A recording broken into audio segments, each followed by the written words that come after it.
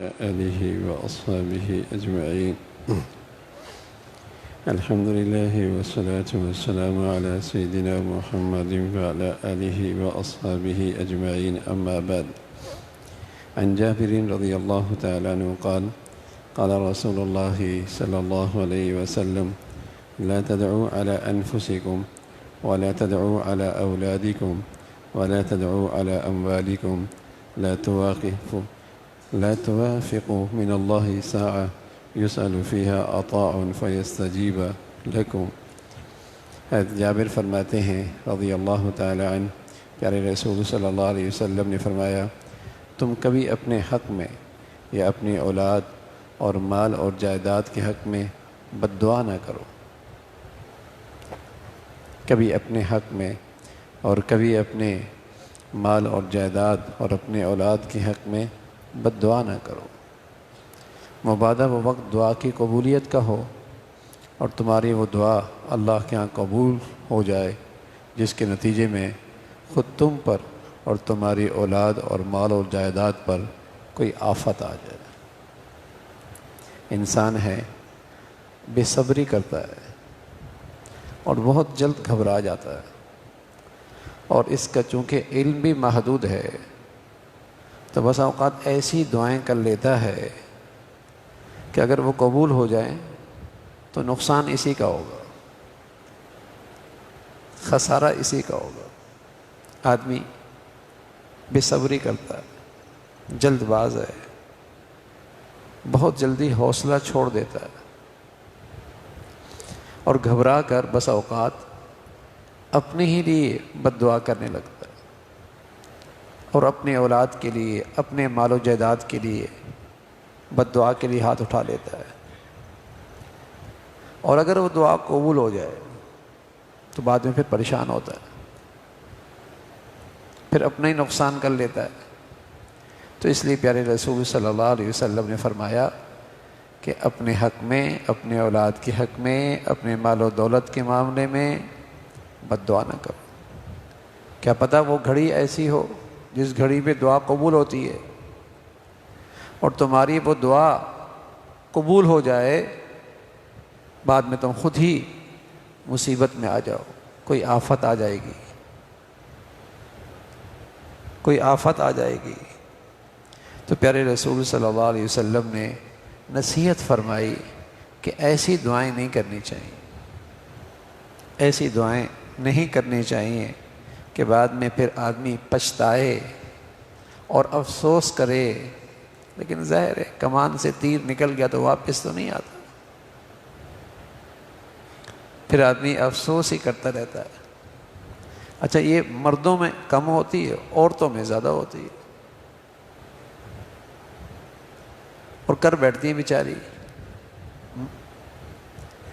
تو ہمیشہ اچھے الفاظ اور اچھے کلمات اور اچھی دعائیں کرتے رہنے چاہیے، تاکہ اللہ کے ہاں اس گھڑی وہ چیز قبول ہو جائے تو خیر ہی خیر ہو۔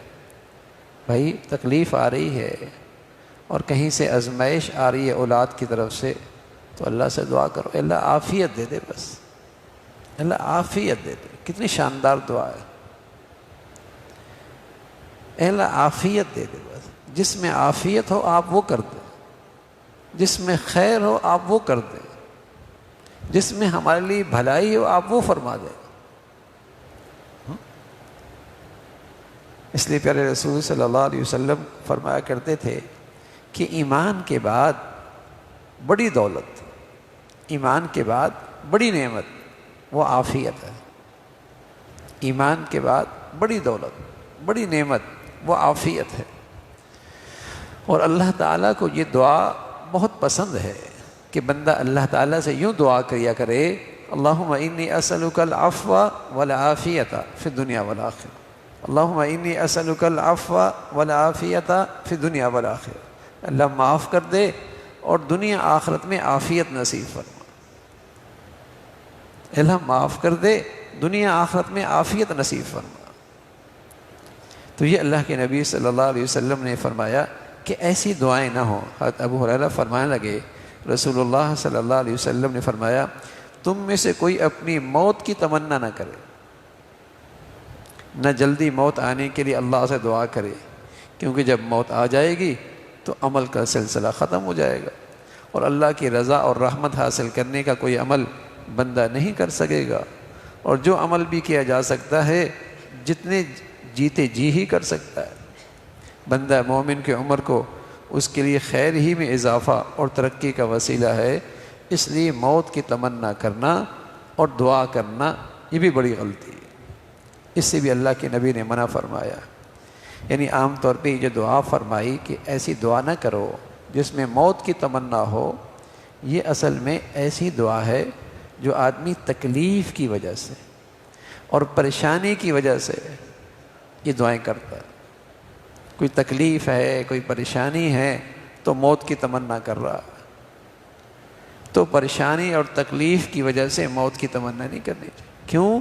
توبہ اور استغفار کا دروازہ ہی بند ہو جائے گا، نیکی کرنے کی فرصت ہی ختم ہو جائے گی۔ تو تکلیف اور پریشانی اور کسی دکھ کی وجہ سے اللہ کے نبی صلی اللہ علیہ وسلم نے بتایا کہ موت کی تمنا نہیں کرنی چاہیے۔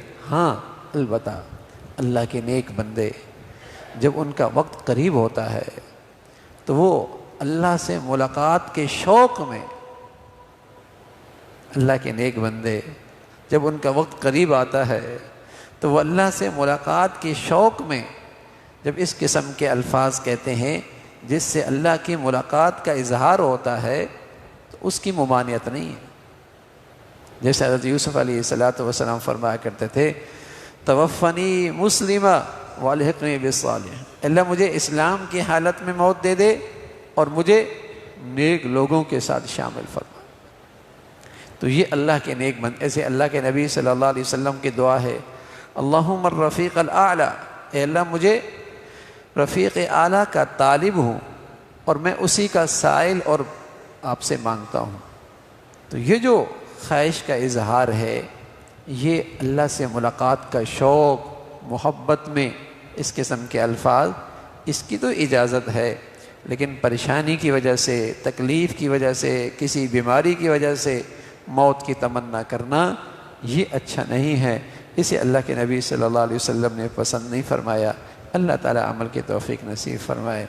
اللہم لک الحمد کلو ولک الشکر کلو، اللہم اعنا علی ذکرک و شکرک و حسن عبادتک، اللہم اعنا علی ذکرک و شکرک و حسن عبادتک، نستغفر اللہ و نتوب الیک، نستغفر اللہ و نتوب الیک، سبحان ربک رب العزة عما یصفون وسلام علی المرسلین والحمد للہ۔